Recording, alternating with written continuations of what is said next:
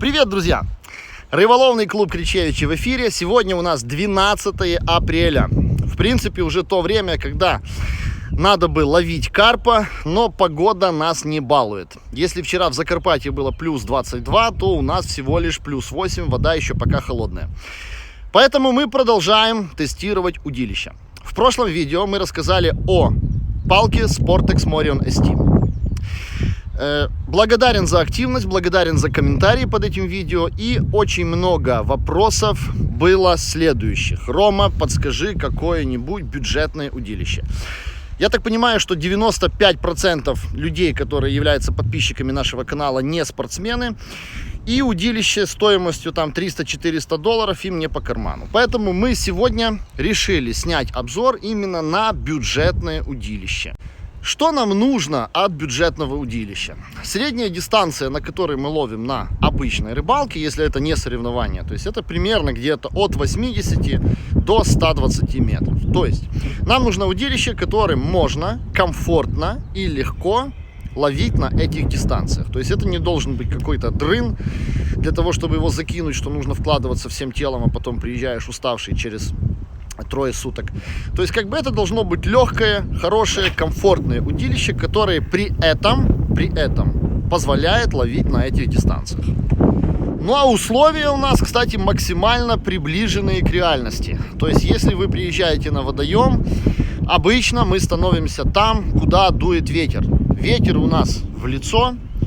Ветер такой примерно 5-6 метров за секунду. То есть в принципе не ураганный, но достаточно сильный. И мы сегодня будем кидать именно в этих условиях. Сегодня поможет нам протестировать это удилище Игорь. Всем привет. О, да, поздоровался со всеми. Так, что мы тестируем? Вот такой вот у нас бланк от компании Sportex A20... Advancer Carp, да.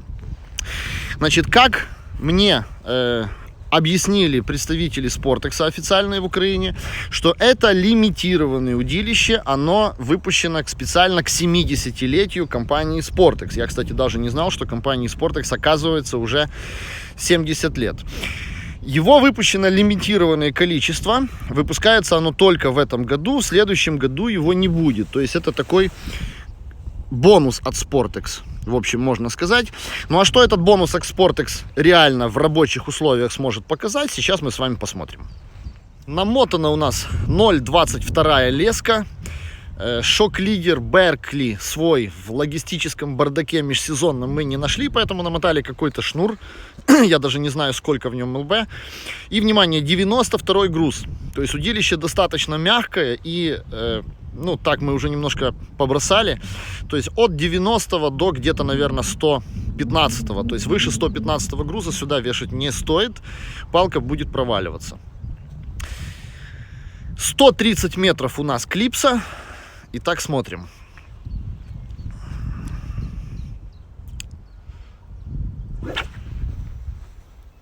Палку вверх поднимай. Вот, пожалуйста, клипса 130 метров. Для скептиков считаем обороты вместе с Игорем. Я, как и в прошлом видео, все это делаю без монтажа и без обрезок.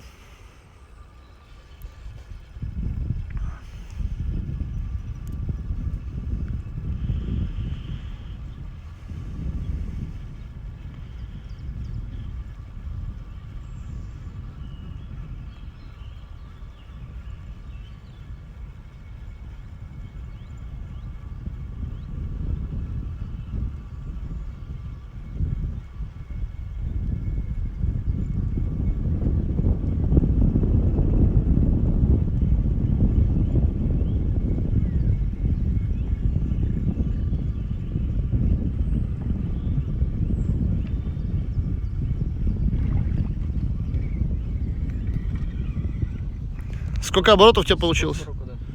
141 оборот, 130 метров. Хотя, ну, все думают, что вот на этой вот катушке один оборот, 1 метр. На самом деле это все зависит от того, как намотана леска. То есть, если вы посмотрите на шпулю, она не намотана под сам бортик, поэтому оборотов у нас получается больше.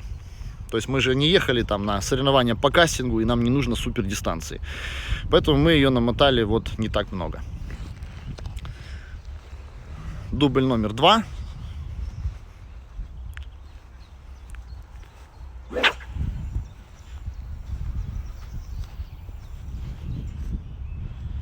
Ну, как бы все то же самое.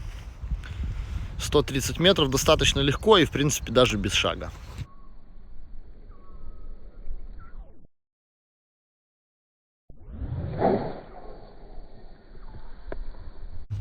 Достаточно легко у нас получается дистанция 130 метров.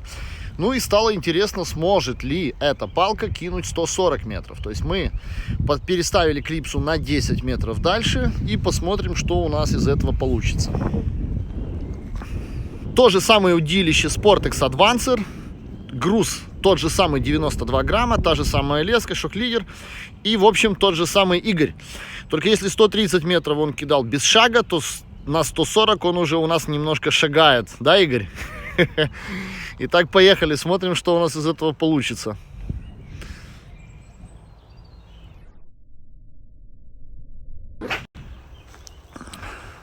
«140 метров», напоминаю. Вот у нас 140 метров, вот у нас клипса. Считаем обороты.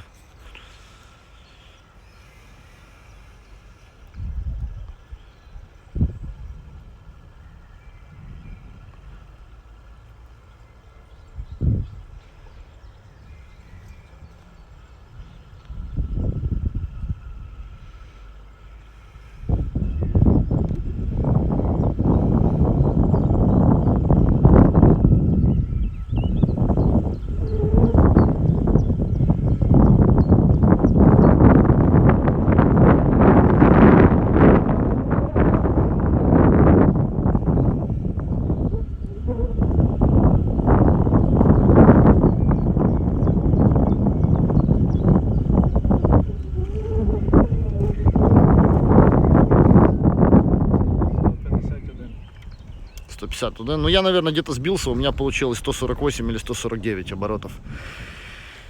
Ну, то есть, как бы 140 метров кидает это удилище. И кидает, в общем-то, достаточно без проблем. Игорь у нас немножко покидал. Интересно его ощущение. Игорь, как тебе это удилище? Ну, взагалі, як на мене, воно досить легке.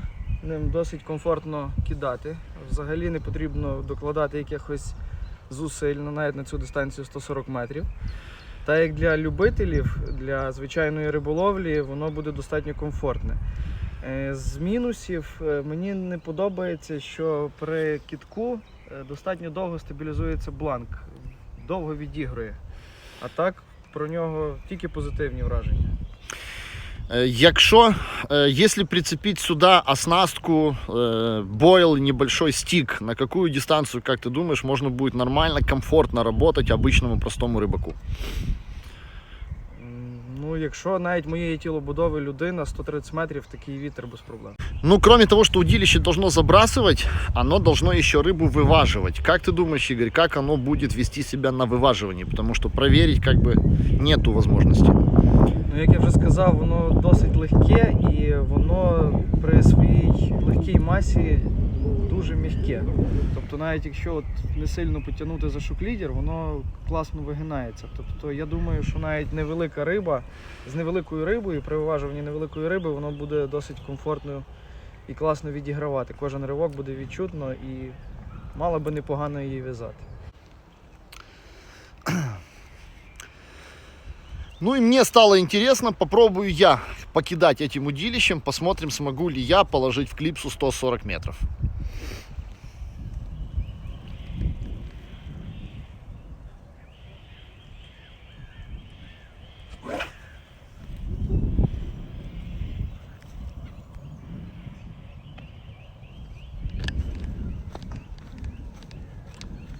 Вот у нас клипса, 140 метров. Считаем обороты.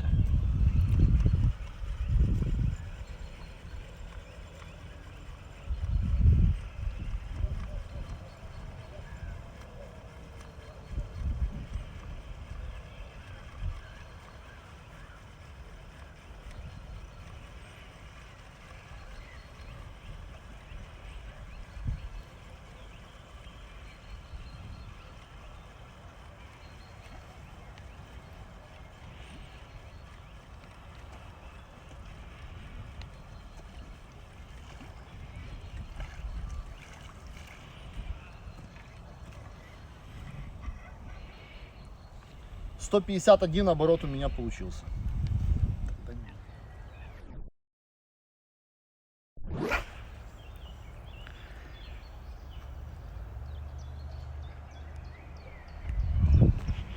Подводим итоги.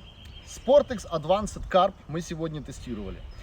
Значит, напоминаю, что это юбилейное удилище, которое было выпущено к 70-летию компании Sportex, то есть его не будут выпускать через год, его не будут выпускать через 2 года. Сейчас единственная возможность, в принципе, его приобрести. У нас была 0,22 леска, у нас был 92 груз, и без особых проблем человек обычной стандартной комплекции может кинуть этим удилищем 140 метров без оснастки. Цепляем сюда поводок, цепляем сюда бойл, пускай это метров 10 у нас заберет. 130 метров без проблем можно этим удилищем работать.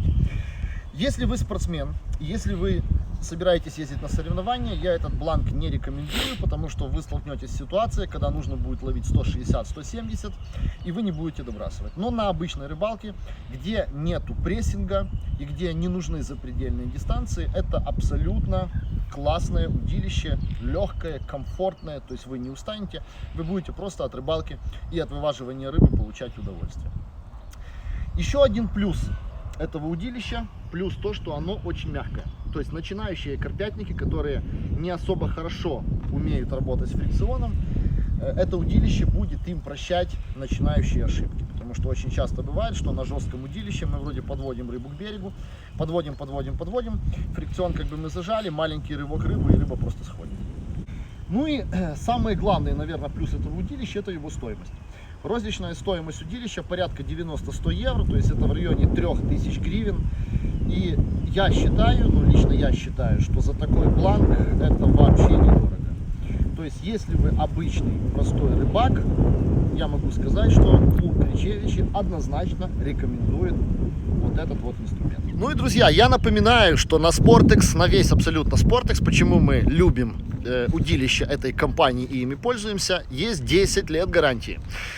То есть даже на вот это вот удилище совершенно небольшой стоимости эта гарантия тоже распространяется. Но для этого покупать его нужно у официальных дилеров. Ссылку я поставлю под этим видео в описании. Если вам наши видео нравятся, если у вас есть желание смотреть их дальше, то сделайте 3 вещи. Первое, под этим видео поставьте лайк. Второе, напишите в комментарии, было ли это видео вам полезно. И третье, делитесь этим видео в соцсетях.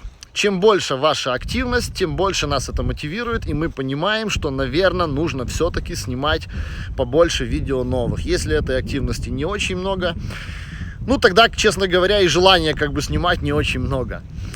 Скоро у нас сезон, скоро видео будет больше, будет видео с рыбалки, будет видео с водоемов, будет интересно. Всем пока!